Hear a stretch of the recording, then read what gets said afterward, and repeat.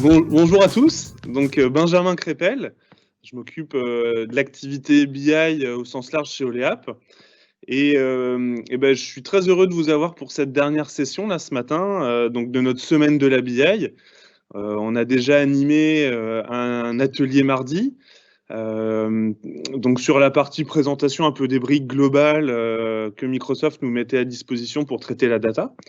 Ensuite, hier, nos équipes, Pierre et Frédéric, vous ont présenté les nouveautés de Power BI. C'était plutôt un atelier hier pour des personnes qui avaient l'habitude d'utiliser l'outil. Donc les nouveautés, et puis ils nous ont présenté Power Apps. Et ce matin, donc dernière session de cette semaine de la BI, on va parler plutôt outils métiers. On va vous faire, moi je vais vous faire un petit rappel d'architecture parce que c'est important de savoir comment est-ce qu'on peut penser un projet BI avant de foncer dans la restitution. Ensuite, on va parler et on va vous faire une démo d'un usage métier sur Power BI.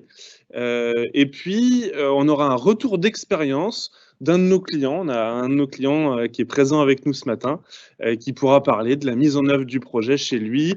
Et puis, comme il a mis tout en place, c'est-à-dire la partie Power BI, les technos SSRS, les technos Excel, il y a vraiment un large panel d'outils. Ce sera l'occasion d'avoir un retour d'expérience. Important ce matin, et comme toutes les autres matinées, c'est un live, donc c'est pas préenregistré, donc c'est l'occasion pour vous de nous poser toutes vos questions. Donc vous avez un petit volet dans Teams qui s'appelle questions-réponses, et faut l'utiliser, il faut en abuser, il faut nous poser plein de questions, on est là pour ça. Je préfère que ce soit questions-réponses plutôt qu'un monologue tout le long. Donc il ne faut pas hésiter, les questions elles arrivent d'abord de notre côté, vous les voyez, c'est pas directement publié, et puis nous on republie certaines questions et on vous répond, et on essaye de répondre à toutes les questions. Voilà, donc je vais passer à côté et on est parti pour un petit rappel d'architecture et des outils.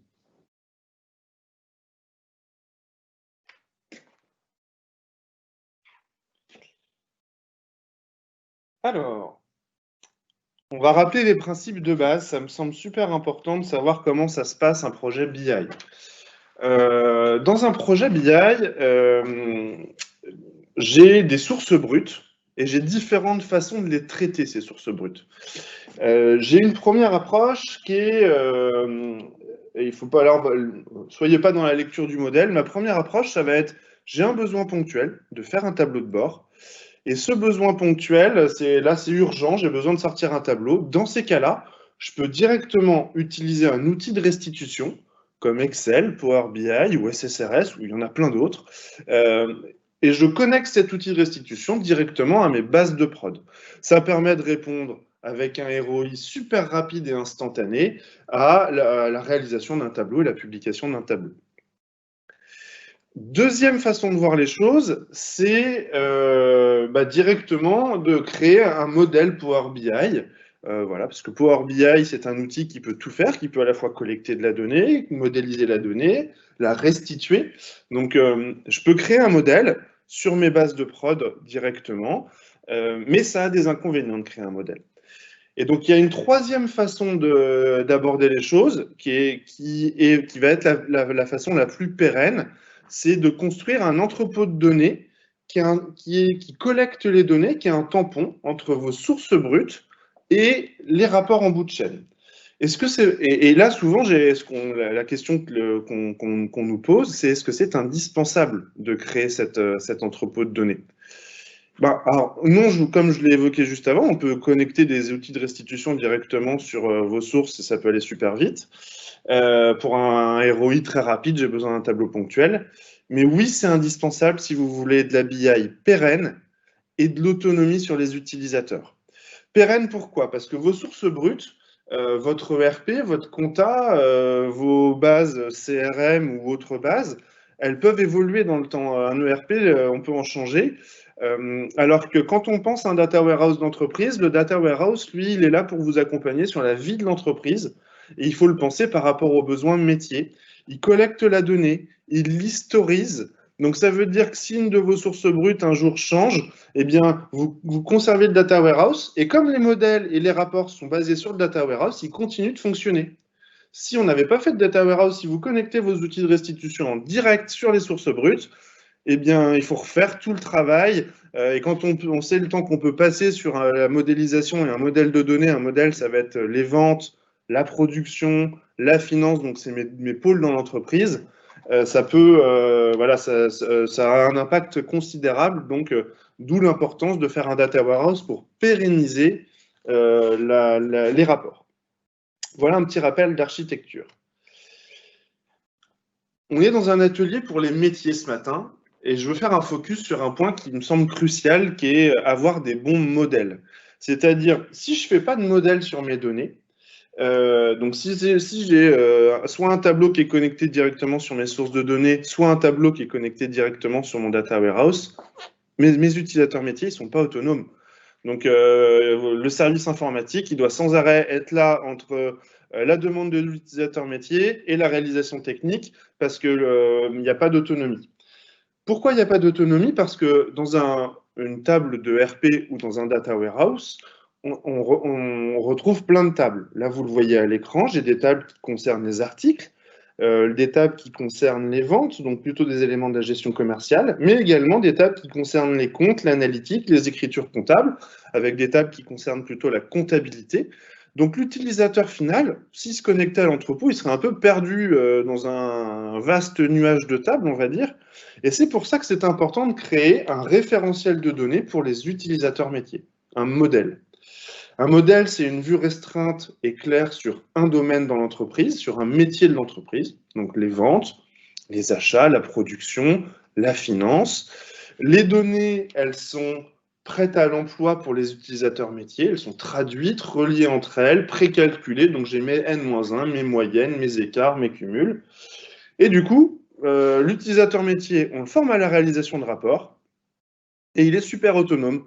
Donc, oui, il y a un petit peu plus d'investissement en temps au départ, mais après, c'est un gain de temps énorme pour l'interne parce que les utilisateurs métiers, ils peuvent jouer avec la donnée, ils sont autonomes pour aller chercher ce qu'ils ont besoin et créer leur rapport.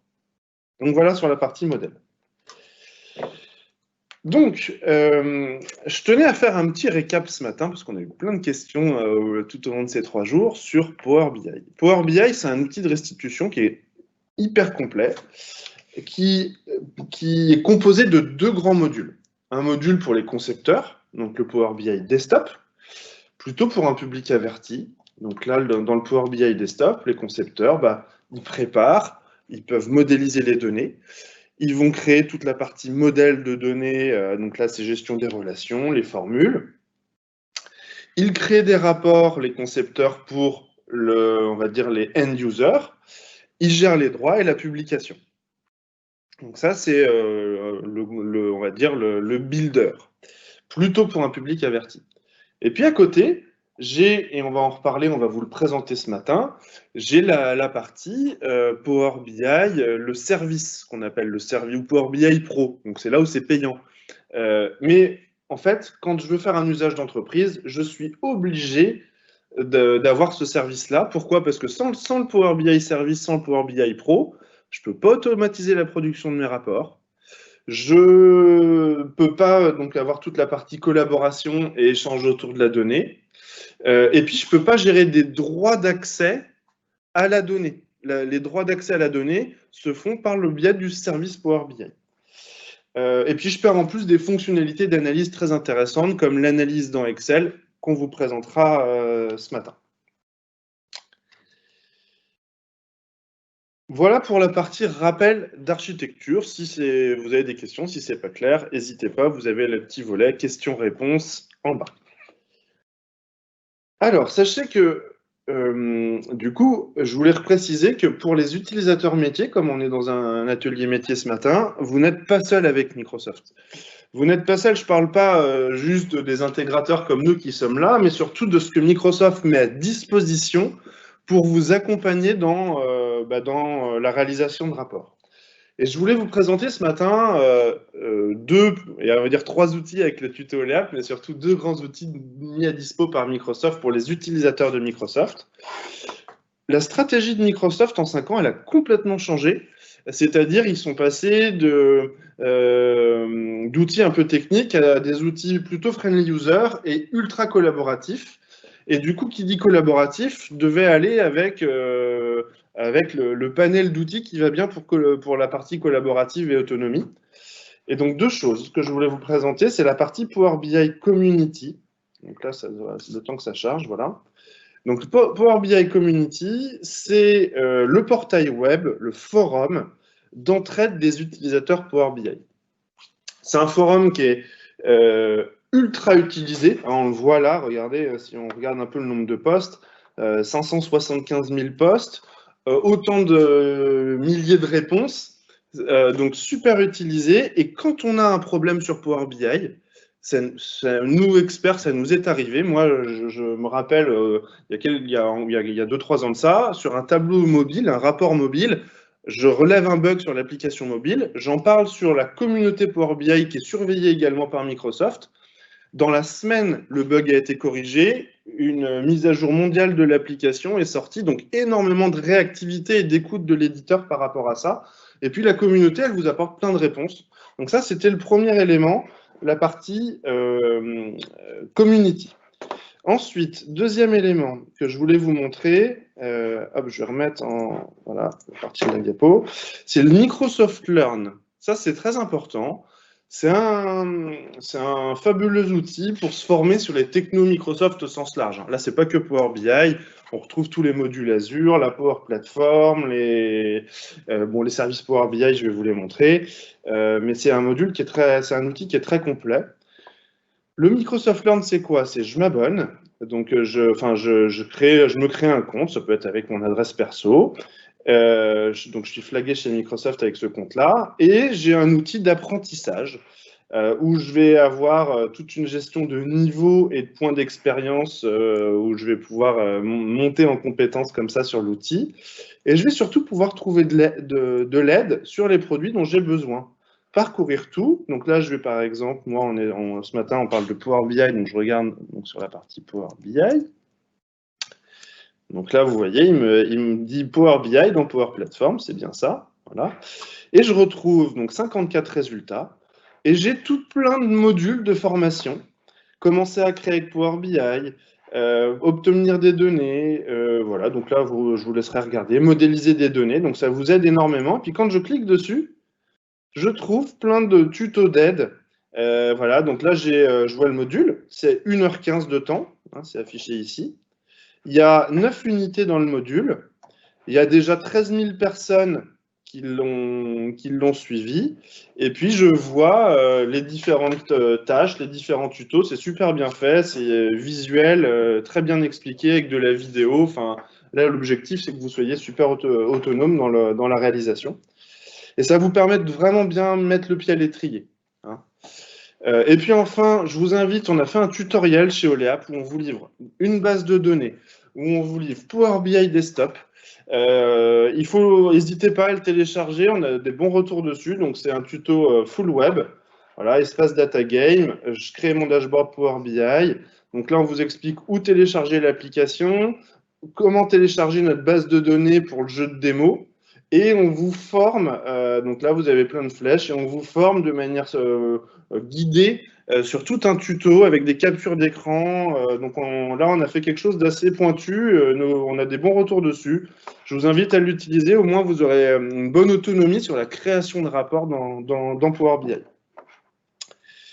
Voilà un peu les outils que je voulais vous présenter ce matin sur la partie Microsoft, pour vous dire vous n'êtes pas seul, il y a une communauté derrière, il faut s'appuyer dessus.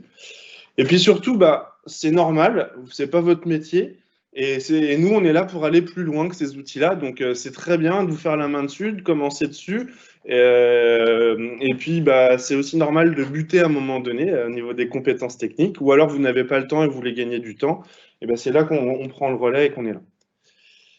Voilà ce que je voulais vous dire en préambule de la session de ce matin. Et puis, je vais laisser la main à Fabien, mon collègue, qui va vous présenter Power BI en action dans un cas d'usage métier. Et il va vous planter le décor du cas d'usage. Fabien, en piste. Merci. Bonjour, donc je vais me représenter, je m'appelle Fabien Brébion et donc je suis consultant chez Olea. Et donc aujourd'hui, je vais vous présenter, faire une petite démonstration d'un cas d'usage. Donc je vais représenter le contexte un petit peu. Donc pour notre démo, on a choisi d'utiliser un jeu de données d'une société grossiste de bijoux, donc la base de bijoux. Et on a reçu plusieurs besoins. Le premier besoin qui était de créer des rapports pour faire des restitutions, pour transmettre des informations sur les ventes un petit peu au global, pour suivre le cours des ventes. On a une deuxième demande pour suivre le réalisé de l'objectif. Donc, quelque chose d'assez classique. On a un objectif de saisie par commercial sur une période donnée. Et donc, on souhaite suivre l'atteinte de cet objectif par rapport au réalisé pour chaque commerciaux. Et puis, il y a une autre demande qui était un petit peu optionnelle. Est-ce qu'il y a des fonctions de prédiction un petit peu pour pouvoir se projeter un petit peu dans l'avenir et voir ce que ça pourrait donner? Donc, on va voir si on peut réaliser ça aussi. Et un dernier petit besoin, le directeur commercial qui m'a fait ces besoins, aime bien jouer un petit peu avec la donnée, voir ce qu'il y a dedans, et puis être un petit peu autonome. Et donc, je pense qu'on a quelque chose à lui proposer qui devrait lui plaire.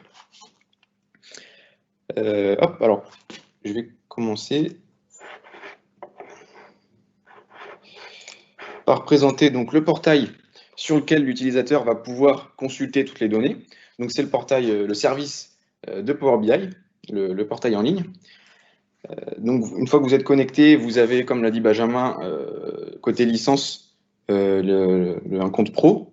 Hein, donc, c'est nécessaire pour pouvoir collaborer avec vos collègues. Et bien, vous atterrissez sur ce portail et vous avez donc la notion d'espace de travail que vous retrouvez. Alors, un espace de travail, c'est quoi? Ça va être un élément de stockage, en fait, qui va être découpé selon des services, selon des projets, selon différents thèmes, afin de regrouper le contenu que vous souhaitez partager. Par exemple, pour notre cas, sur le domaine de la BI, donc pour ce projet-là, on a créé un espace de travail et donc toute l'équipe a partagé le contenu dans cet espace de travail. Donc on y retrouve plusieurs types d'éléments. On y retrouve principalement 3 types d'éléments. Des jeux de données. Donc là, c'est le référentiel, le modèle en fait, ce que parlait Benjamin. Donc là où toutes les données sont propres, prêtes à être utilisées. On retrouve des éléments de type rapport. Donc cette fois-ci, c'est tout simplement les éléments visuels que vous avez créés dans Power BI Desktop, l'environnement de développement. Et on retrouve des tableaux de bord.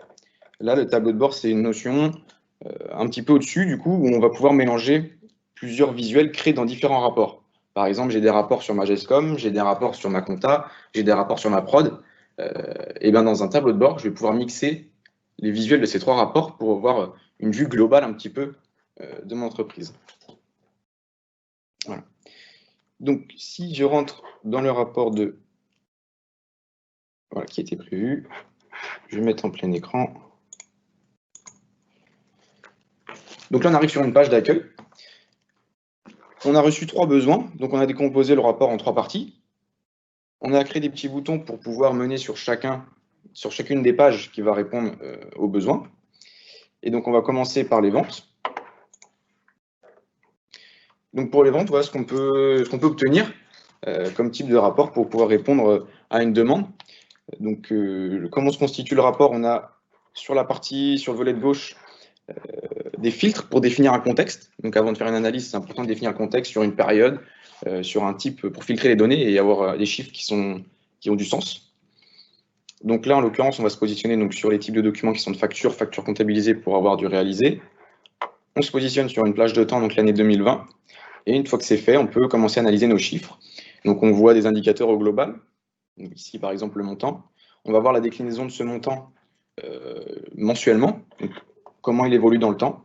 Donc on a 2 courbes, une pour représenter en jaune l'année N, une en blanc pour représenter l'année N-1. Ça permet de voir les variations qu'il y a entre ces 2 années. Et potentiellement, on peut voir que par exemple ici, au mois de septembre, il s'est passé quelque chose puisque l'année N était moins bonne que le même mois de l'année précédente. Donc on va voir un petit peu plus tard qu'est-ce qui aurait pu se passer. Ensuite, donc, on a d'autres indicateurs, le taux de croissance, donc ça reprend simplement la différence entre N et N-1. Pareil, on le décline pour chaque mois et on retrouve bien effectivement ici le taux de croissance négatif au mois de septembre puisqu'on a fait un moins bon réalisé que l'année précédente. Et un dernier petit domaine sur les clients. Donc là, on répartit le montant par client. On peut voir quels sont les facteurs principaux de l'entreprise et est-ce qu'on a eu des nouveaux clients, est-ce qu'on a été bon en communication cette année. Et donc là, hein, l'idée, c'est de vous montrer des exemples de ce qu'on peut faire avec l'outil. Et tout est dynamique. C'est-à-dire, si on clique sur un client là et qu'on veut voir l'évolution sur un client donné, on va avoir pas mal de détails. Voilà, là, tous les autres rapports sont dynamiques entre eux. C'est l'avantage de l'outil Power BI. Voilà, effectivement, oui. Tout est filtrable, chaque élément est cliquable en fait, et puis c'est très dynamique, effectivement. Et interagit avec les visuels d'à côté, en fait. Hop, alors je vais continuer du coup. Voilà ce qu'on peut voir pour une analyse un petit peu globale. Donc, comme le disait Benjamin, c'est dynamique. On peut déjà interagir avec le tableau et puis le modifier un petit peu si les visuels ne nous plaisent pas. Et puis, pardon Fabien, ouais. Je me permets, dans Power BI, on a plein de fonctionnalités qui nous permettent, qui font, en fait, c'est votre imagination la limite de Power BI, puisque comme vous le voyez là, on peut faire des applis avec des boutons cliquables, on peut faire vraiment une application de data analyse et de navigation dans la data, comme par exemple avec cet écran d'accueil là, où on peut naviguer dans la donnée facilement à travers des boutons. Et c'est d'ailleurs les bonnes pratiques, hein, c'est pour faciliter l'usage de vos équipes métiers, il faut imaginer une navigation voilà, un peu intelligente et sortir des carcans un peu habituels d'Excel, parce qu'on est vraiment dans un outil dont la philosophie est différente, où il y a beaucoup de dynamisme dans la donnée. Effectivement, on peut avoir beaucoup de dynamisme avec Power BI, c'est ça qui est bien, c'est pas que des rapports, c'est très interactif. Et donc, si je continue, donc, cette fois-ci sur une analyse des commerciaux pour suivre le réalisé par rapport au budgété, donc un autre type de rapport qu'on peut avoir avec plusieurs indicateurs. Donc, toujours sur la partie gauche, on définit un contexte. Donc là, on s'est positionné du coup sur le trimestre 3 de l'année en cours. Et donc, on continue avec le réalisé. On a les indicateurs qui sont toujours dynamiques, comme on le disait. Par exemple, je peux sélectionner un commercial, et là, tout le rapport se filtre sur la sélection faite, et je peux facilement descendre dans le détail pour voir plus en détail ce qui se cache derrière une donnée. Donc là, on a une question sur le dynamisme des rapports. Est-ce que tu peux montrer en cliquant sur quelques commerciaux comment ça réagit? Alors là, on a un exemple parfait. J'ai un tableau avec la liste de mes commerciaux. Donc là, je vais en sélectionner aucun pour voir au global. Et par exemple, à droite, j'ai une carte. Donc on peut faire de la cartographie aussi. Et donc cette carte représente, donc chaque bulle représente un client, l'adresse du client, avec une taille qui correspond donc au montant associé à ce client, au montant des ventes. Donc par exemple, je vais pouvoir sélectionner un commercial et tout de suite la carte se filtre pour n'afficher que les clients reliés à ce commercial. Donc ça montre du dynamisme qu'on peut par exemple voir ici que le commercial n'a que des clients, donc gère plutôt la partie est du territoire. Et on peut s'amuser comme ça à voir d'autres, filtrer les données pour faire différents types d'analyses. Voilà. Ensuite, du coup, si je continue sur le détail, le zoom qu'on peut faire, on peut réaliser des extractions. Donc, par exemple, si je me positionne sur un commercial, là, dans mes données, je vois que j'ai une personne qui n'a pas atteint son objectif. Pourquoi? Donc, je vais pouvoir réaliser une extraction en sélectionnant donc mon commercial. Je réalise l'extraction et j'atterris donc sur une autre page de Power BI qui est cette fois-ci filtrée sur le commercial sur lequel j'ai réalisé l'extraction. Donc on peut intégrer des photos dynamiquement à Power BI. Donc sur votre réseau, vous pouvez déposer des photos en associant du coup la photo avec un code collaborateur, un identifiant. Et l'outil va faire le lien tout seul entre la liste des commerciaux et puis les photos qui sont associées. Je rebondis sur ce point-là. C'est vrai qu'on a des clients qui nous ont demandé de faire des catalogues de rapports. Ça peut même aller, c'est-à-dire des catalogues de produits, pardon, dans Power BI. Donc je filtre mes produits, je vois des photos du produit, je vois les stocks. Là, j'ai pas mal d'infos. Ça peut même aller plus loin que ça. Certains, voilà, on ne l'a pas modélisé chez nous, on n'a pas eu de projet sur ce sujet-là, mais on a vu des projets où les clients avaient dessiné leur entrepôt logistique et à travers un dessin de l'entrepôt logistique, on est capable, quand on clique sur un produit, d'avoir la zone qui se met en surbrillance pour indiquer où se situe le produit dans l'entrepôt. Donc ça peut aller jusque-là dans la gestion de l'image et des images dans l'outil. Je te laisse reprendre, pardon, Fabien. Oui, pas de souci. Du coup, si je continue sur le tableau de bord, donc on a quelques petites informations. L'objectif, toujours l'indicateur principal qui réapparaît ici. La répartition du montant par par famille d'articles. Et donc, on voit dans ce tableau-là un petit peu plus de détails, donc par période, par client, on voit le montant, et donc le montant, ce qui représente par rapport au pourcentage, par rapport au budget pardon, qui était fixé sur mon commercial. Et donc là, je vois que par exemple, pour le mois de juillet, j'ai deux clients facturés. Pour le mois d'août, pareil, donc je sais que ce commercial travaille avec 2 clients, donc c'est tout à fait normal. Mais au mois de septembre, il manque un client, j'ai plus qu'une ligne. Et là, je peux faire le lien avec un fait qui s'est produit dans ma société. On a perdu un client au début du mois de septembre, on a perdu un client. Et donc, effectivement, il n'y a pas eu de facture liée à ce client ce mois-ci. Donc, c'est tout à fait normal. Et donc là, on le voit bien encore une fois, que l'objectif qui était fixé pour le mois de septembre est à peu près équivalent au mois précédent. Mais il est réalisé, par contre, là, on voit qu'il n'est pas du tout là.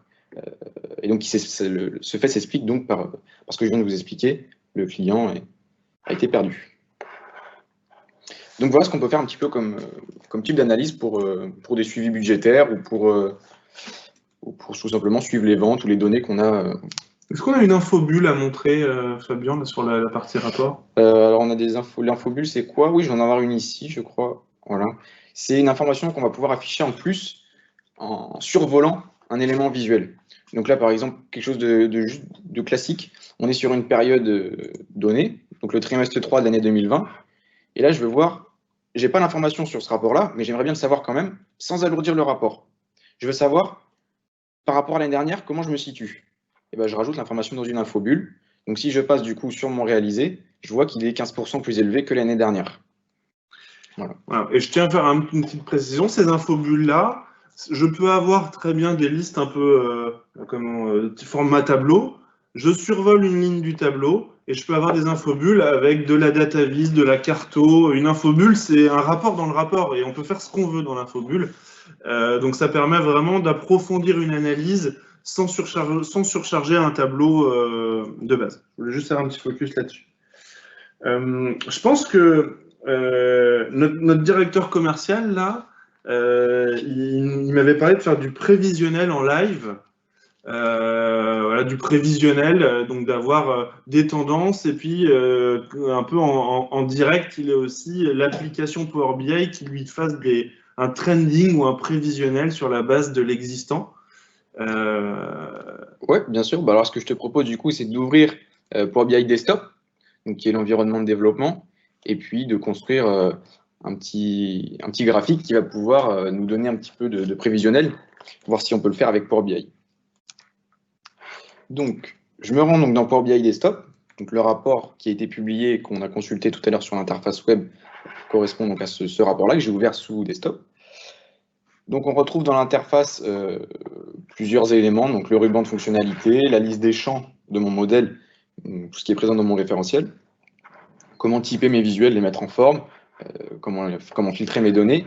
Et donc, je retrouve sur la partie de gauche ici la modélisation, ce dont parlait Benjamin tout à l'heure. Donc, c'est cette partie qui, lorsqu'elle est bien faite, après facilite le travail et la création de rapports en découle assez rapidement. Donc là, on a fait le travail en amont, on a passé du temps sur le modèle, donc maintenant, ça devrait être assez facile de créer des rapports sans trop se casser la tête sur le lien qu'on peut faire entre les données ou ce qu'on ne peut pas faire. Voilà. Donc là, on avait prévu d'intégrer le prévisionnel. On a créé le bouton, mais on n'avait pas encore créé la page qui va derrière. Donc on va le faire maintenant. Donc mon prévisionnel, je veux le faire sur le montant de mes documents, de mes factures, donc un montant réalisé. Donc je vais chercher dans ma liste des champs mon montant, que je sélectionne, un graphique secret. Je sélectionne une date, puisque je veux une évolution mensuelle, et je veux un prévisionnel donc mensuel, sur le futur. Donc je vais me baser sur ma date. Voilà. Je vais typer mon graphique pour avoir une courbe, puisque c'est le graphique qui va nous permettre de réaliser ce type d'analyse. Donc là, on note qu'il y a une hiérarchie Power BI a détecté une hiérarchie dans le champ date. Effectivement, il y a une hiérarchie entre l'année, le trimestre, le mois et le jour. Donc cette hiérarchie, on la retrouve dans les visuels et on peut donc naviguer dedans. Donc là, par exemple, je me positionne sur le niveau de l'année. Donc je vois l'évolution année par année. Je peux descendre dans cette hiérarchie pour cette fois-ci arriver sur le second niveau, sur le niveau du trimestre. Donc là, j'arrive sur le niveau du trimestre, je peux voir l'évolution répartie par trimestre. Et moi, ce qui m'intéresse, ça va être ce niveau-là, le niveau du mois, pour avoir une évolution mensuelle. Donc là, si je ne filtre pas sur le temps, mes données sont présentes depuis janvier 2018 jusqu'au mois d'octobre, jusqu'à aujourd'hui à peu près. Donc voilà. Maintenant, je vais intégrer la fonction de prévision. Donc on retrouve ça dans le petit onglet analytique de certains visuels de base de Power BI. On va pouvoir ajouter une courbe de prévision. Ajouter. Je le paramètre, donc longueur de la prévision. Comme je me situe sur des mois, je veux une prévision de 12 mois. Je vais y arriver.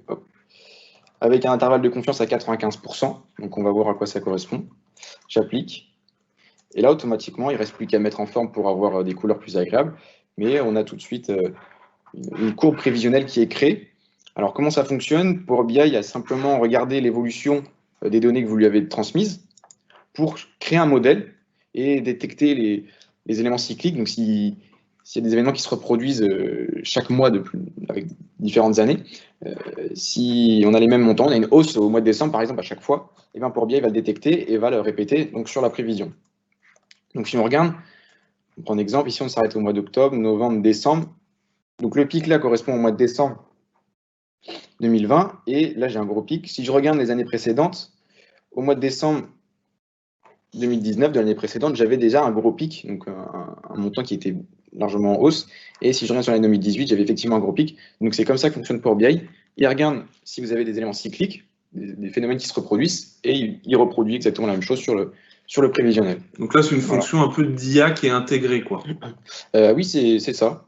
Il y a un petit peu d'intelligence artificielle dans les visuels, tout à fait. On a quelques questions, Fabien. Ouais.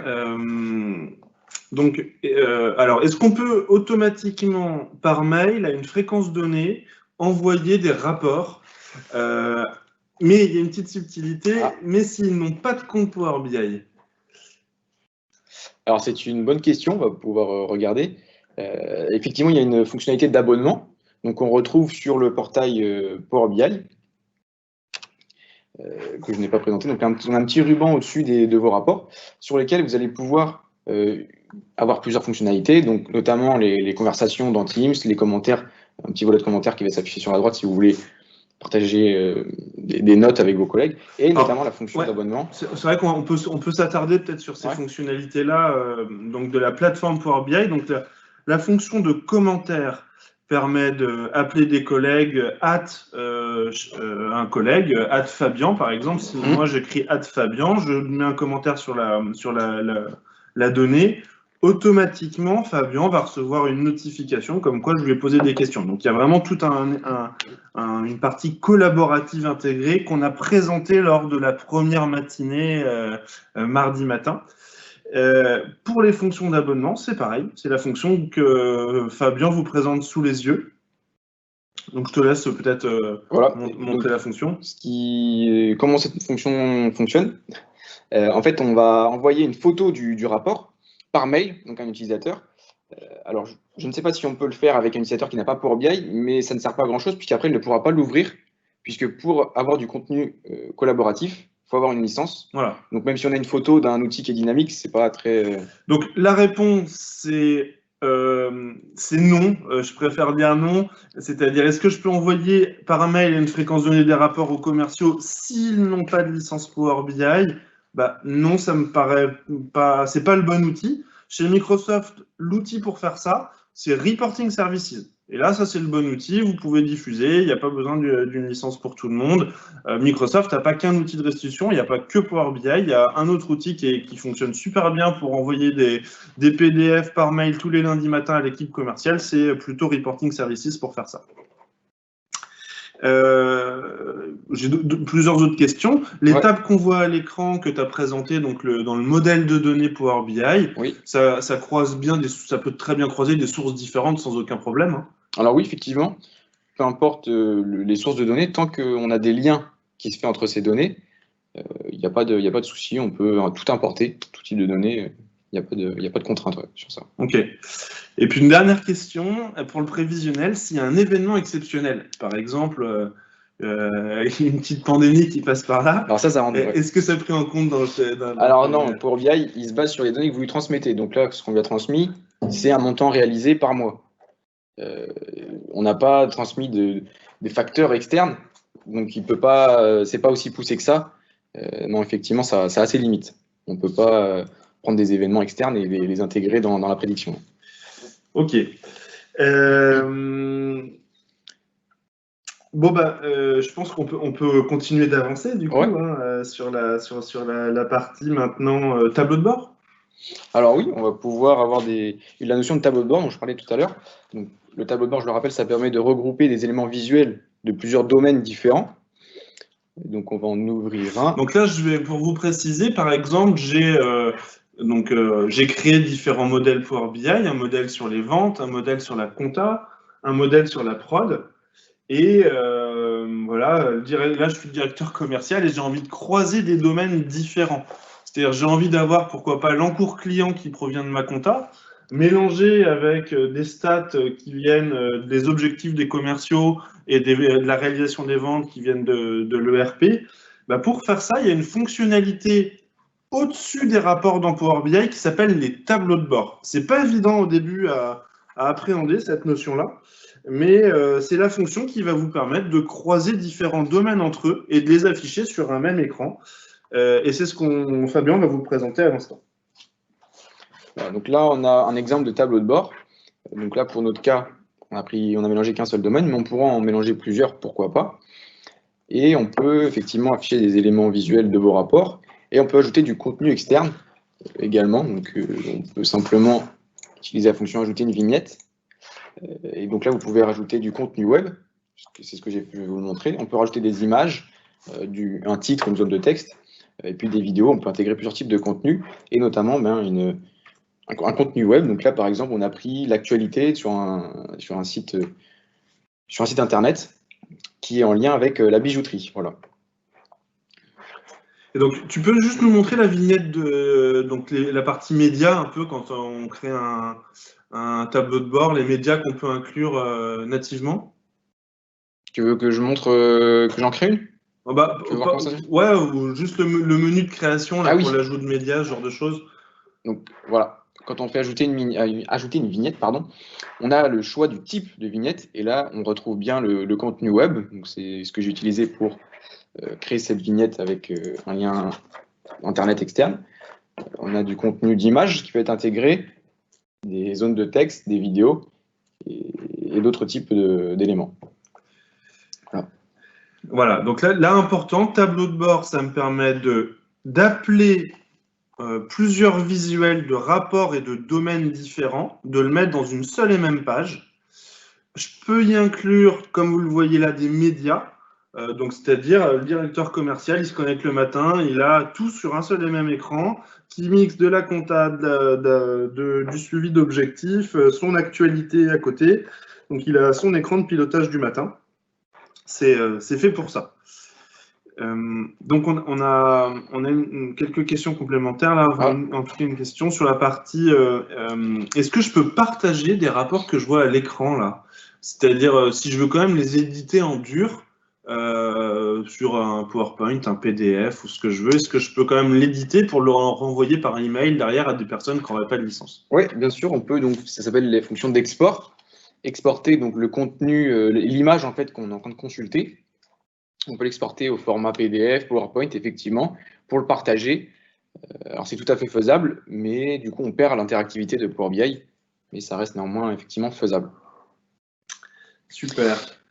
Allez, on se prend 3 minutes de plus pour la petite cerise sur le gâteau. Moi, je suis le directeur commercial. Ouais. Je crois que notre Dirko, il est un peu geek aussi. Il aime bien analyser par lui-même la donnée. il est attaché à son bon vieux Excel. Est-ce que je peux aller avec Excel? Est-ce qu'il y a des fonctionnalités pour l'analyse dans Excel? Alors effectivement, ça existe. Il y a un connecteur qui existe dans Excel pour avoir une connexion en direct sur les données, sur un jeu de données Power BI. Donc, je vais vous montrer, si vous rentrez dans l'espace de travail, sur le jeu de données, vous allez pouvoir faire analyser dans Excel. Là, vous avez un fichier Excel qui se génère, que je vais ouvrir. Et donc, dans ce fichier Excel, une connexion est intégrée sur mon jeu de données GESCOM Matinee BI, donc en direct. Ce n'est pas un import qui est fait à l'instant T, c'est vraiment une connexion en direct. Et vous retrouvez tout le modèle, donc avec le référentiel sur la partie de droite. Et vous allez donc pouvoir créer vos tableaux afin de retrouver les données de manière linéaire pour les personnes qui aiment bien consulter et qui sont habituées à cet environnement-là. Donc, par exemple, si je veux représenter par année, hop, le montant réalisé, c'est tout à fait faisable. Donc, je mets l'année dans les colonnes, le montant en valeur. Et puis, on peut mettre les clients en ligne. C'est pas client, c'est tiers. Tiers. Voilà. Et vous retrouvez voilà, vos données de façon linéaire qui sont connectées, donc toujours à jour avec votre jeu de données. Donc là, je tiens à préciser, c'est une fonction qui est super importante, qui est souvent négligée. Power BI, pour ceux d'entre vous qui ont eu l'habitude d'avoir des cubes, Power BI, un modèle Power BI, c'est un cube à part entière. Ce cube, il est sur Azure, donc disponible depuis n'importe où. Je peux créer une bibliothèque de rapports Excel. Voilà, je me crée une bibliothèque sur mon poste de rapports Excel. Nous, on l'utilise, cette fonction-là, chez Olea, par exemple. Et cette bibliothèque, les rapports, ils sont créés une fois. Je reviens 3 mois plus tard, je clique sur « Actualiser la donnée » et mon rapport, il se met à jour, il s'actualise, il va interroger directement le modèle de données qui est sur Azure. Et que comme celui-ci est connecté directement à mes bases de prod, et bien automatiquement, j'ai mes rapports qui se mettent à jour en automatique. Donc, je peux construire des tableaux Excel qui se mettent à jour tout seuls. Et c'est une fonctionnalité Power BI avec un petit add-on qu'on rajoute dans Excel qui est gratuit, cet add-on. Voilà, on a, je pense, bien couvert le périmètre de la démo. N'hésitez pas à poser toutes vos questions. Le temps que vous posiez vos questions, je vais juste reprendre la main 2 minutes. Hop.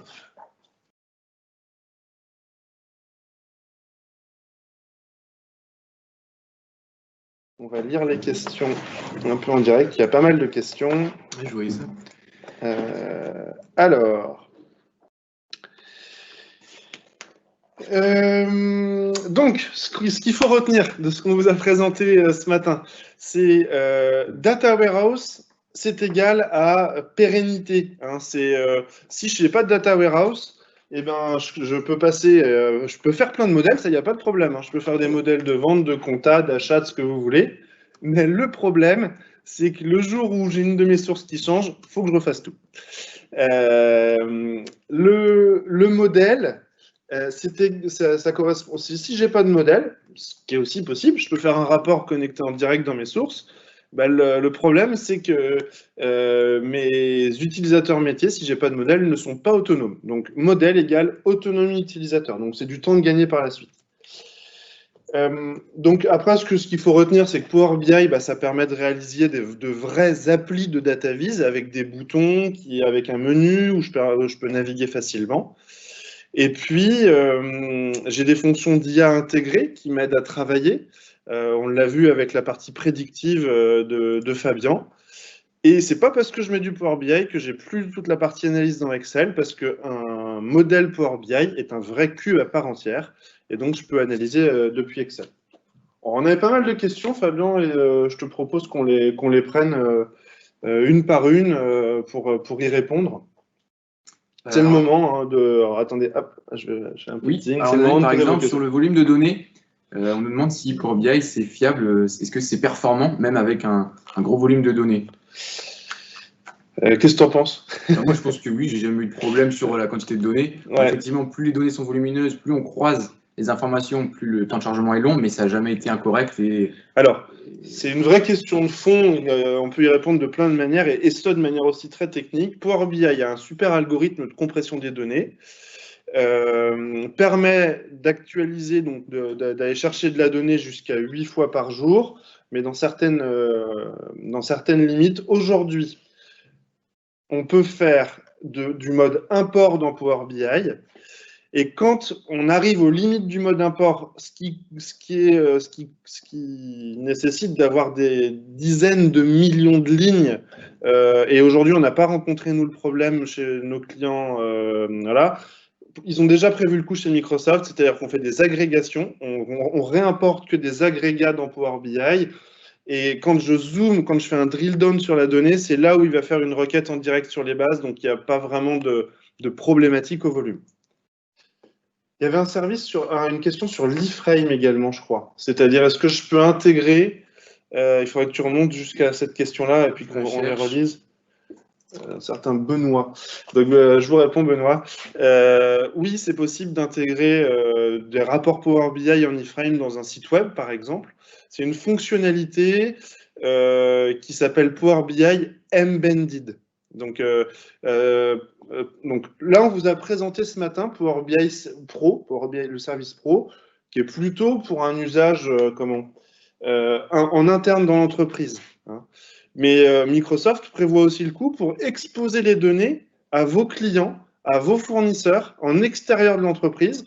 Et donc, à travers un extranet client ou un site internet, je peux aussi publier de la donnée. Il y a beaucoup de sites aujourd'hui publics qui utilisent le service Power BI pour diffuser de l'info sur du site web. Est-ce qu'il y avait d'autres questions après Il y avait une question sur la différence entre le partage de rapports et les abonnements. Partage. Ah oui. Alors, partage de rapport, c'est que quand je partage le rapport, ça nécessite que celui auquel je le partage, tu me dis si je me trompe, ait une licence Power BI. Exactement. Voilà, et je lui partage un lien et il peut se connecter après au rapport quand il veut, ou consommer le rapport, se faire un raccourci sur son bureau et puis y aller quand il veut. Alors que l'abonnement, c'est un peu différent, c'est je reçois par mail de l'information. Et puis, donc je reçois, ça me pousse par mail de l'information en automatique à la fréquence que j'ai choisie. Et quand je clique dans le lien du mail, ça me permet d'aller sur le rapport. Ok. C'est bon? Ouais. Bon. Eh ben, je vais laisser la main à Alexandre et Richard qui vont se présenter. On a la chance d'avoir un client ce matin qui est là pour parler de son expérience de mise en œuvre de la BI. Je vous laisse la parole, messieurs.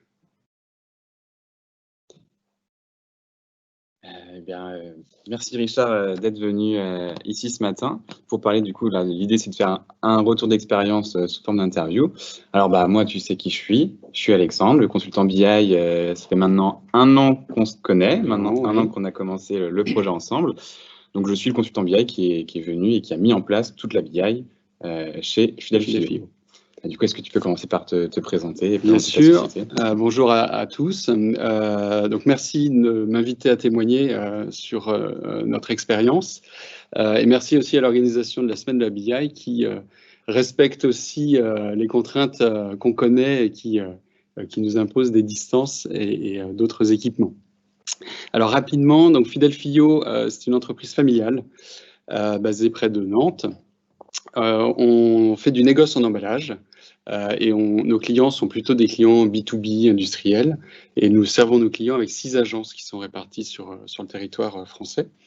Moi, je m'occupe de la partie administration, finance depuis 2013 et je manage également l'équipe système d'information. Ok, merci. Juste quelques chiffres pour redonner le contexte. On est une entreprise familiale, comme je le disais, de 150 personnes et on représente 70 millions € de chiffre d'affaires environ. Avec le plus gros dépôt aux Sorinières. Alors, plutôt en Île-de-France. Non, en Île-de-France. Le siège social alors est aux Sorinières. Exactement. Très bien. Alors, Qu'est-ce qui s'est passé dans mon entreprise, du coup, pour avoir le déclic qui vous fait dire qu'on a besoin de la BI chez Philadelphia? Alors en 2016, on a changé de RP. Donc on a changé complètement le système de gestion de l'entreprise, que ce soit la partie exploitation que comptable. Donc jusqu'en 2016, on avait des rapports bien établis qui sortaient de notre système AS400 même. En revanche, quand on a déployé le RP, on a eu du mal à stabiliser un certain nombre de rapports de restitution. Donc finalement, le plus rapide était de créer des tableaux Excel, mais sur la base des extractions assez lourdes, avec des individus, quelques-uns, une poignée qui étaient habilités à sortir les données. Et on a expérimenté aussi la réalisation de rapports clients, où il fallait générer le rapport la veille, pour que nos commerciaux puissent l'avoir le lendemain matin, et tout ça en format papier. Donc, je dirais qu'en 2020, c'est un petit peu compliqué de travailler avec des méthodologies comme ça, pour accéder à des données, tout simplement. Oui, effectivement, attendre 12 heures juste pour avoir un papier qui sort de l'imprimante, dit comme ça fait un peu bizarre. C'est assez complexe. Du coup, pourquoi vous avez choisi les solutions Microsoft? C'est votre démarche. Alors, Microsoft, donc on a vu plusieurs solutions. On s'est interrogé sur les montées en compétences nécessaires dans l'équipe SI notamment. Et on travaille déjà avec toutes les suites Microsoft, que ce soit sur la partie serveur comme applicatif. Et donc, on s'est dit que finalement, la montée en compétences n'allait pas être incontournable ou insurmontable. Alors, on a encore une petite équipe, ils sont que 2 personnes à la SI. Donc ça a été un premier aspect. Côté utilisateur aussi, il ne faut pas se leurrer, on continue à utiliser Excel et clairement l'interfaçage Microsoft BI et autres outils sur lesquels on va échanger permettent des passerelles assez faciles. Et puis enfin, la partie budgétaire était plutôt conforme à ce qu'on s'était fixé.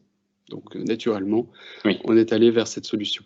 Oui, puis au moins, je me dis que pour les licences, les gestions de licences, vous avez déjà un contact chez Microsoft. Exactement. Pour tout ça. Du coup, c'est une continuité, donc, tant sur le plan technique que sur le plan finalement administratif, la migration, ou en tout cas l'implémentation a été assez aisée. Très bien. Et du coup, comment s'est déroulée la mise en place du projet BI avec Oleap? Alors, plusieurs phases. La première phase, en avant-vente, on a vraiment bénéficié de partage de cas d'usage. Donc avec Benjamin, je suppose. Avec Benjamin Crépel, que vous avez pu observer en intervention plus tôt. Et ça, je dirais que c'est positif parce que ça nous permet de nous projeter. Exactement comme la démonstration qui vient d'être réalisée. On se projette sur les différentes problématiques qu'on se pose.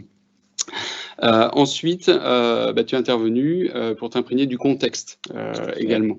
Donc ça, c'est essentiel également parce que on est baigné dans notre quotidien, on a notre jargon, et à un moment donné, la cheville ouvrière, c'est toi, c'est les consultants de l'EAP, et donc il faut qu'on soit précis, il faut que tu t'imprègnes de ce contexte-là.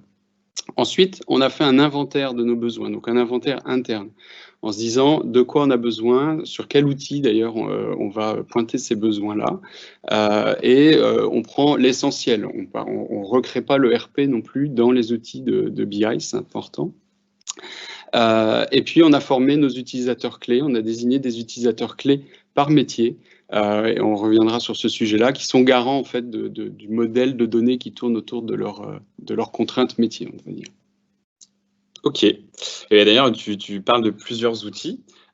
Comment vous avez fait le choix des outils? Alors, les outils que moi j'ai implémentés quand je suis arrivé déjà, donc on a du Power BI, du SSRS, et de l'Excel, qui est un outil de restitution quand même aussi. Comment vous avez le choix de ces outils et aussi, je vais compléter, comment vous avez priorisé vos différents besoins?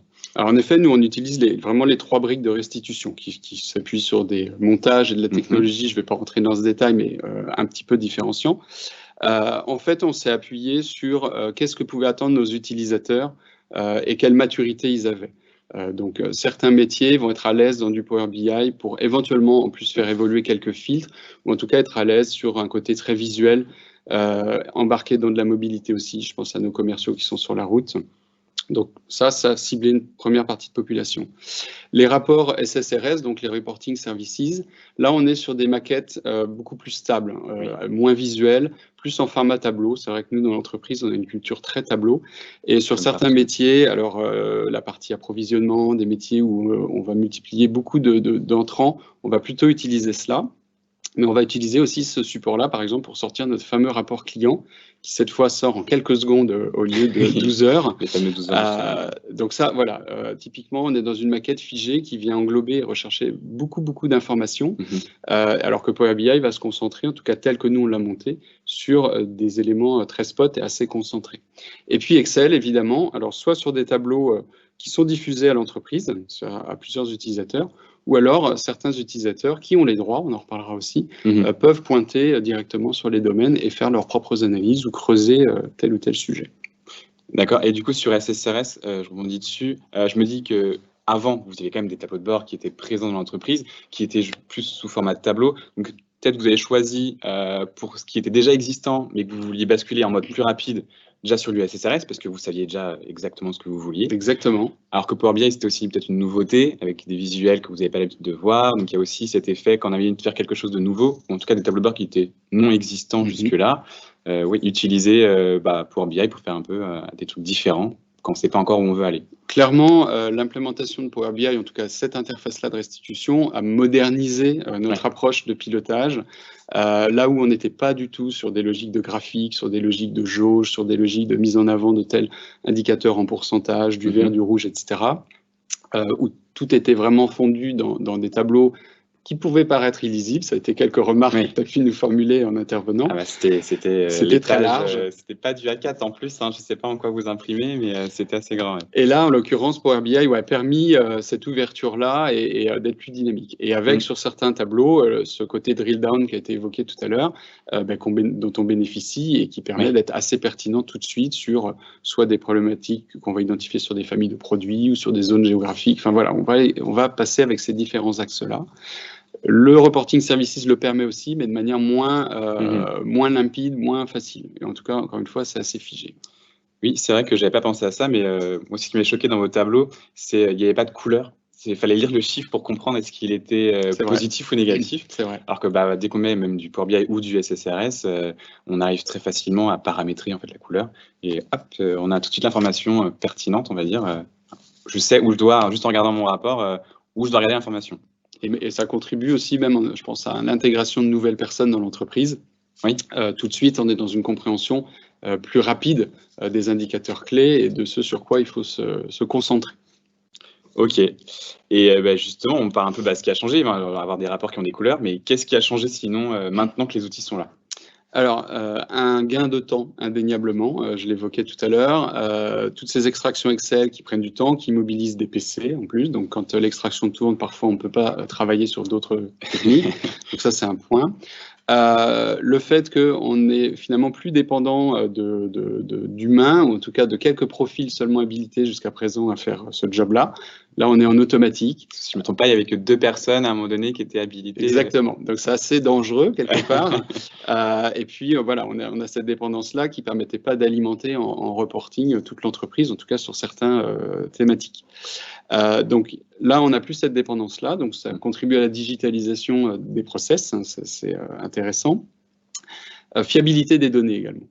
On sait que quand on fait des extracts Excel et qu'on met ça dans des fichiers qui sont formatés, ils sont bons à un moment donné. Et puis si dans le jeu d'information ou de data, il y a un nouveau critère, un nouveau rassemblement, et ben, il se trouve que le fichier Excel n'a pas considéré ce point-là et boum, les chiffres qui sortent ne sont pas fiables. Et toute la partie gouvernance de données, où enfin tout le monde dans l'entreprise déjà parle de la même chose. Si quelqu'un dit le chiffre d'affaires, avoir un peu uniformisé ce langage. Exactement, ça a été un grand enjeu et merci de nous avoir amené à résoudre la problématique où effectivement, quand on parle de chiffre d'affaires, dans tous les services, on parle du même chiffre d'affaires. En tout cas, on sait quels sont les critères qui nous ont permis de venir cibler que c'est cette information-là et pas une autre. Ok, et du coup, ça a été bien accueilli, tout ça? Alors oui, plutôt favorablement, il y avait une grande attente quand même, clairement, tout ce que je vous évoque là, les gens le vivaient au quotidien, donc il y avait une attente. Ce qui a été intéressant, c'est que les utilisateurs clés ont vraiment joué leur rôle. Alors quand on choisit des utilisateurs clés, nous on a veillé à ce qu'ils soient vraiment très au fait de leur jeu de données, en tout cas des process métiers et de comment ça se comportait dans le RP. Chaque domaine chez vous, il y a un key user. Exactement. Par spécialité métier, j'ai envie de dire. Exactement. Et c'est ce key user-là qu'on t'a désigné comme interlocuteur privilégié de manière à ce que justement les restitutions soient fiables. On a investi beaucoup de temps aussi sur le recettage, c'est-à-dire que on a checké les données, on a toujours continué à faire vivre nos anciens tableaux, nos anciens repères, et quand on a été certain qu'on embrassait vraiment tous les cas de figure et qu'on était sur des similitudes de résultats ou des résultats exacts, mais parfois on a amélioré même certains reportings, notamment sur des gestions de stock ou des éléments assez précis comme ça, que Excel n'arrivait pas ou que nos utilisateurs n'arrivaient pas à modéliser dans Excel. Toi, tu as réussi à le modéliser dans la partie entrepôt et connexion des données. C'est plutôt qu'ils y arrivaient, mais en fait, ça leur prenait 2 jours. Donc, ils le faisaient 1 fois, 2 fois par an. Hein. Il y a certains chiffres qu'ils faisaient 1-2 fois par an, mais ils se basaient sur ce chiffre-là pour d'autres statistiques. Et du coup, bah, voilà, les statistiques finales n'étaient pas précises. Et la BI a permis de corriger tout ça. Oui. Exactement. Et c'est une thématique qu'on devait regarder au quotidien, par ailleurs. Donc, c'était un petit peu antinomique. Oui.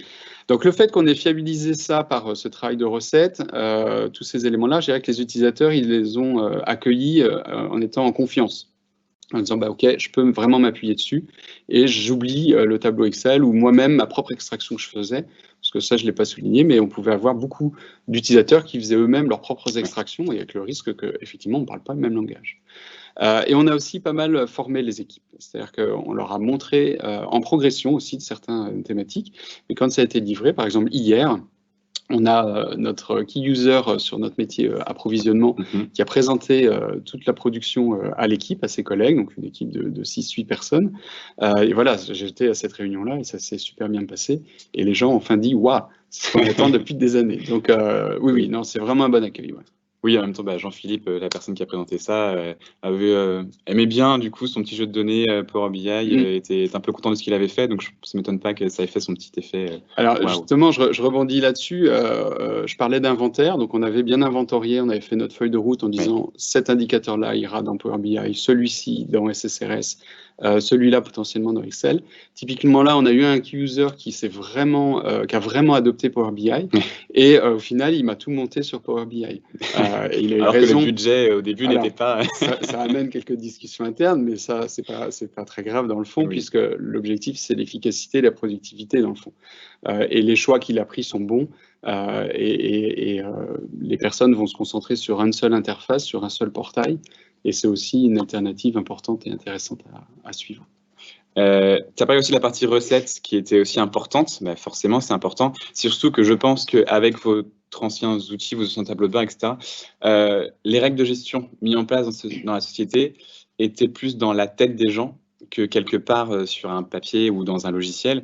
Et à la BI, en tout cas, n'importe quel consultant qui connaît nos technos peut en fait retrouver les règles de gestion plus facilement en regardant les développements qui ont été faits. Et que c'est vrai que c'est pour ça la partie recettage, tu en parles, a été importante, parce que la remontée de toutes les règles de gestion a été compliquée. Et je pense qu'elle le sera moins maintenant, parce que c'est écrit quelque part grâce à la BI.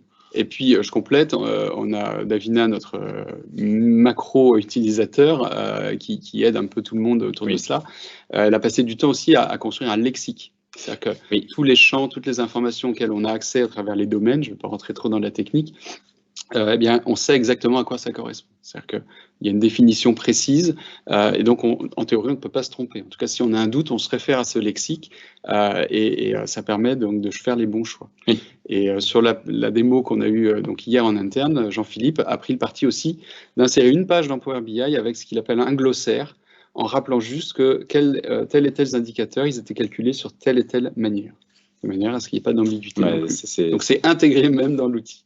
Ok, non, c'est vrai que vous avez eu un travail, je pense, là-dessus, sur bien tracer ce qui a été fait, qui a été assez remarquable.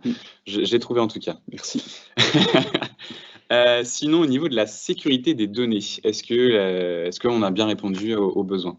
Alors, nous, notre enjeu, elles sont stockées chez nous, on est notre propre organisation, donc avec nos règles internes de sécurité, donc il n'y a pas de difficulté. Le point, il était plus sur qui peut accéder à toutes les données, parce que là, évidemment, on met tout dans le même entrepôt, et potentiellement, on peut accéder à tout. On peut accéder à tout le portefeuille client, on peut accéder à toute la finance, on peut accéder à toute la RH, si on vient planter la RH dedans. Donc là, avec toi, on a réussi à travailler des sectorisations et des rôles et des notions de profil. Si bien que, par exemple, un commercial chez nous, il va accéder à un détail d'informations clients, mais qui ne concerne que les clients qu'il a en portefeuille. Il va accéder évidemment à des indicateurs beaucoup plus macro, mais dans ces indicateurs macro, il ne va pas avoir la possibilité de faire un drill down très précis. Donc toute cette logique-là, on l'a travaillé ensemble et en effet, on l'a implémentée. Donc je considère que oui, la sécurité, elle est là. La partie Excel aussi, on ne le met pas en avant particulièrement sur certaines thématiques, ou alors on peut brider quand les fonctionnalités nous le permettent. Donc oui, moi je considère que tel qu'on a monté le sujet, on a respecté notre stratégie. C'est important. Enfin, moi j'ai bien compris l'importance de faire attention aux différents profils. Donc c'est pour ça qu'il y avait quand même un enjeu là-dessus à bien répondre aux besoins. Ma dernière question, ça va plutôt être comment tu as trouvé cet échange avec Oleap, comment tu définis notre relation entre Fialfio et Oleap. Peut-être un petit point avant sur l'autonomie des personnes, parce qu'on a observé là depuis de nombreux mois maintenant certaines attitudes et certains comportements, et certains managers sont devenus vraiment très à l'aise, et notamment notre dirigeant Jean-François Boutier, qui est un homme de chiffres, qui a pris du temps pour rebâtir tous les indicateurs qu'il suit à titre perso, donc pas forcément diffusés dans l'entreprise. Il a pris un temps incroyable, mais en tout cas incroyable. Il a pris le temps, il s'est investi pour tout transférer sur Power BI, si bien qu'aujourd'hui, il travaille que avec Power BI en visualisation de tous les indicateurs qu'il souhaite. Donc ce que je veux dire par là, c'est que grâce à la formation, grâce aussi à tous les échanges qu'on a pu avoir, puis ça a commencé à répondre à la question que tu viens de me poser, je dirais qu'on acquiert de l'autonomie, alors pas sur tous les métiers, ça dépend, mais on acquiert de l'autonomie pour construire ses propres restitutions. Alors, on a quand même changé de stratégie à un moment donné ensemble, où quand on a commencé à mettre le projet en place, on était plutôt sur un gros transfert de compétences. C'est-à-dire que l'objectif, c'était que tu nous amènes l'expertise. Enfin, Oleap nous amène l'expertise. Je ne devais intervenir qu'en début de projet, transférer la compétence et repartir. Voilà. Et on s'est rendu compte que compte tenu de notre taille, compte tenu de nos compétences internes et de l'effort que ça pouvait prendre, on a préféré finalement sous-traiter, entre guillemets, un centre de réalisation. Et en revanche, on reste garant de ce qui est produit et des évolutions. Mais voilà, c'est intéressant à souligner quand même. Parce que, rappel, ils sont que 2 du coup chez vous, ils sont 2. SI, donc ça faisait une charge supplémentaire importante. Et au-delà de la compétence Microsoft que j'évoquais tout à l'heure, mais dans le contexte général, c'était relativement aisé. Dès lors qu'on rentre un peu plus dans la technique, ça mène quand même à travailler différemment.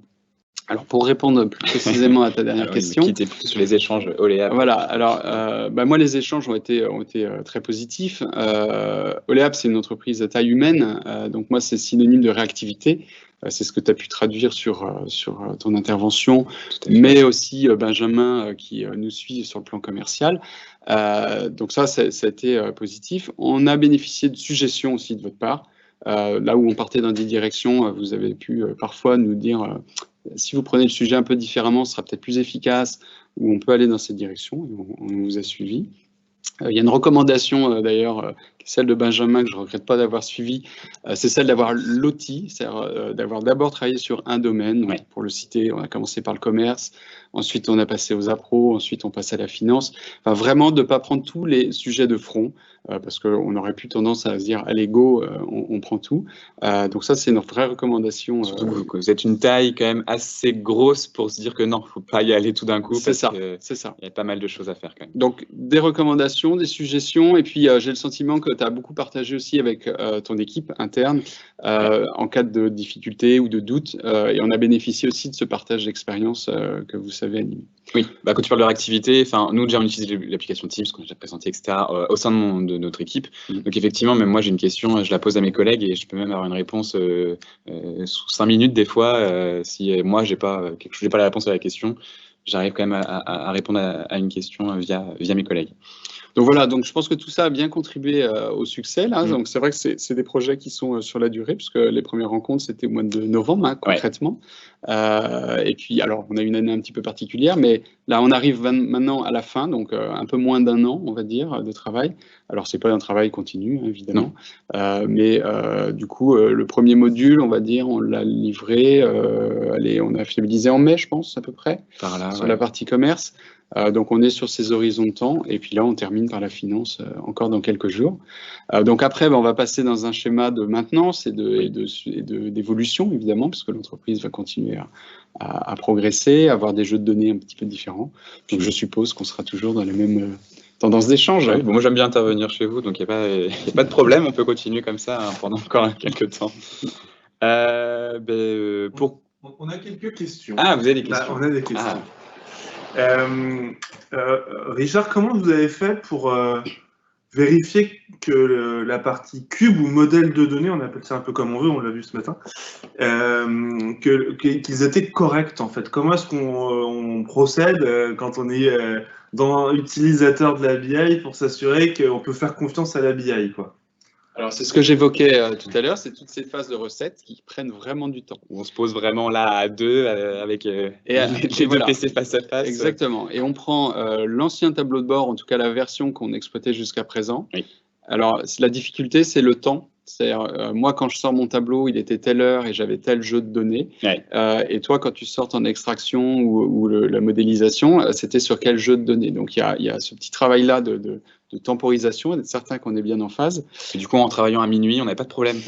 On était sûr qu'il n'y avait pas de transaction qui passait dans les bases. Non, mais sérieusement, il y a eu du travail de pointage, clairement, sur certaines données qu'on va considérer comme sensibles ou sur lesquelles on voulait vraiment retrouver les éléments.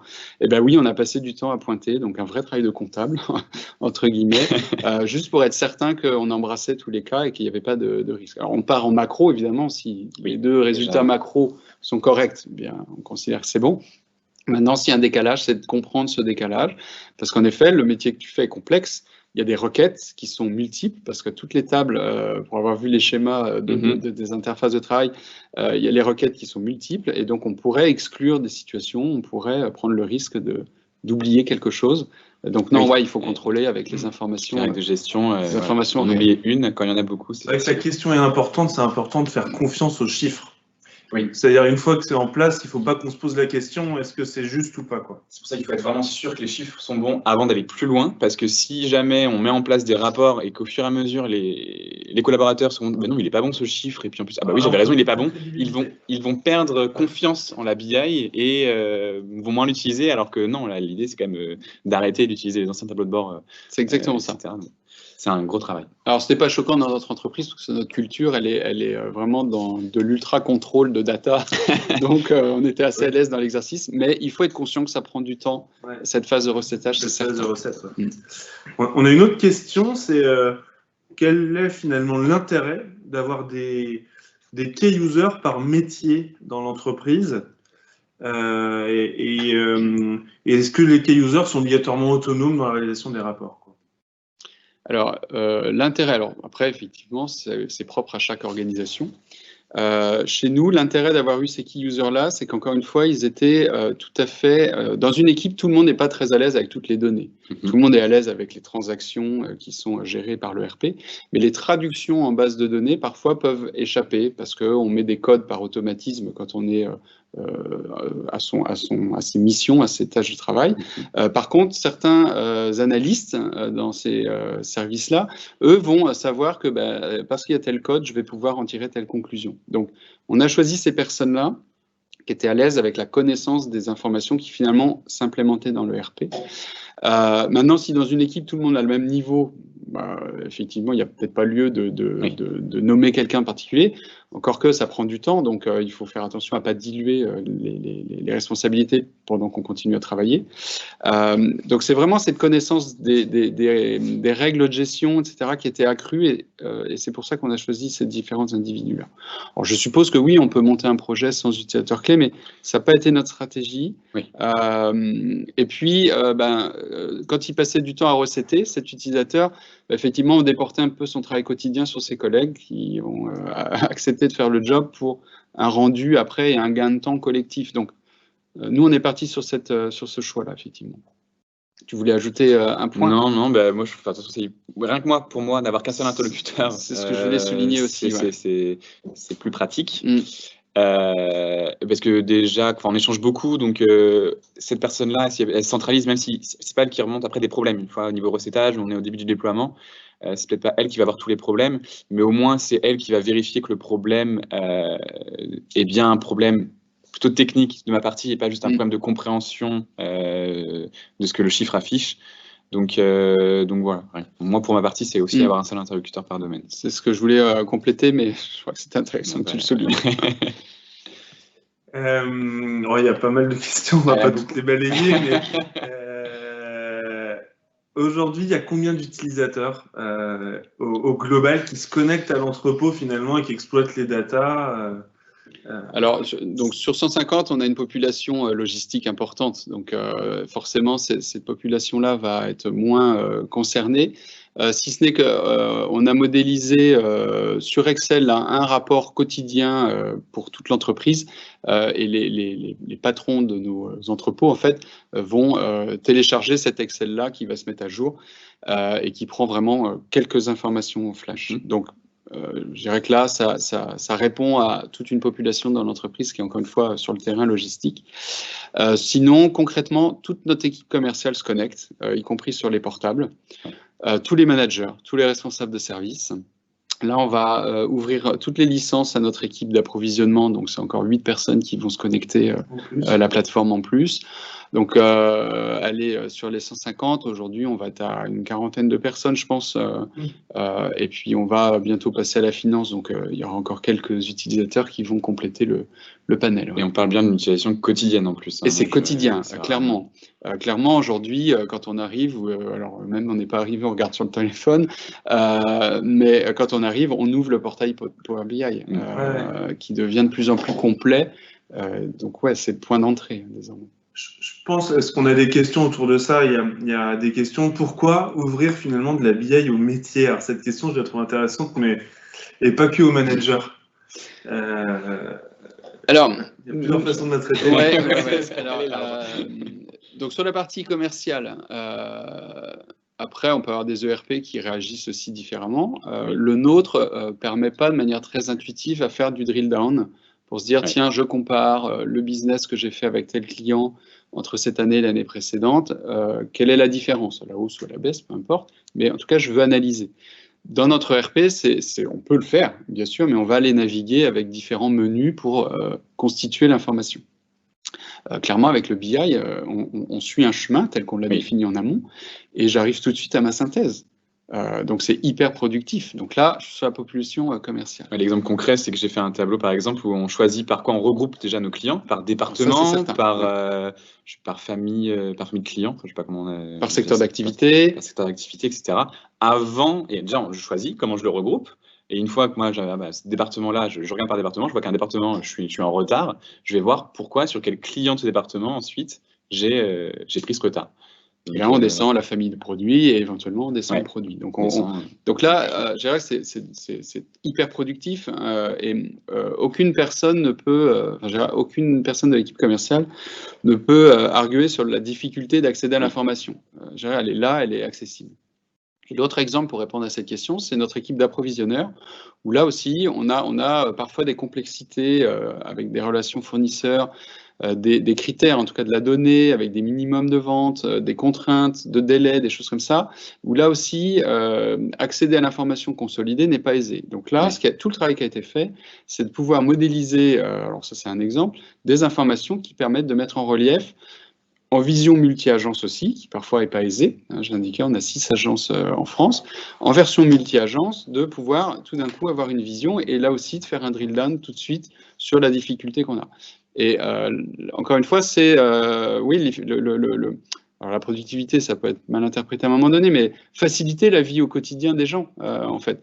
Ils ont besoin d'accéder à cette information-là. C'est eux qui l'utilisent tous les jours aussi. C'est eux qui l'utilisent pour aller plus loin dans leur mission. Donc, on contribue vraiment à enrichir leur analyse et leur réaction. Une fois qu'ils ont traité le point, au lieu d'y passer peut-être, j'en sais rien, moi, 20 minutes ou une demi-heure, en fonction de la thématique qu'ils regardaient, cette fois, l'info est disponible, c'est très rapide, c'est quasi instantané.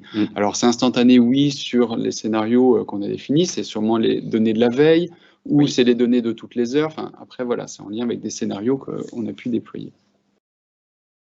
Bon, super. On s'arrête là pour les questions. Ouais, je pense que déjà merci beaucoup, Richard, d'être venu témoigner, d'avoir pris le temps.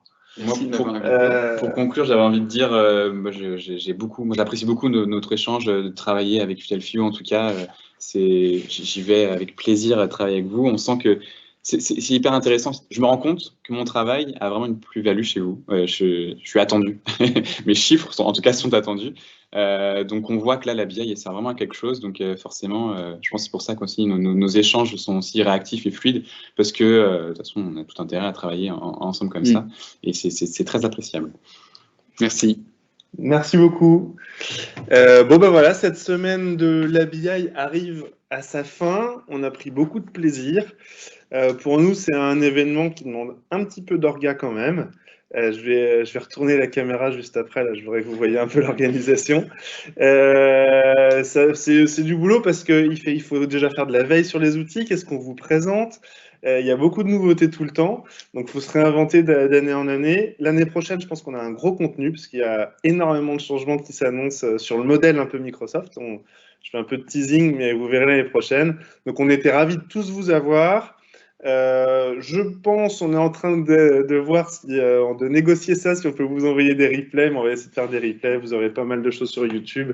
L'idée, c'est d'avoir que vous puissiez transmettre aussi ce qu'on a fait là, le contenu, que vous puissiez le partager. Vous aurez des supports également. Et puis, n'oubliez pas, n'hésitez pas, hein, alors, soit déjà à nous solliciter si vous avez d'autres questions, si vous voulez creuser le sujet, et puis aussi à télécharger nos tutos sur notre site internet. On a fait un tuto qui explique super bien Power BI, qui était quand même le thème de ces 3 jours. Faut en user, en abuser, c'est fait pour ça. Merci à tous, à très bientôt, et puis voilà, à votre dispo si vous avez des questions.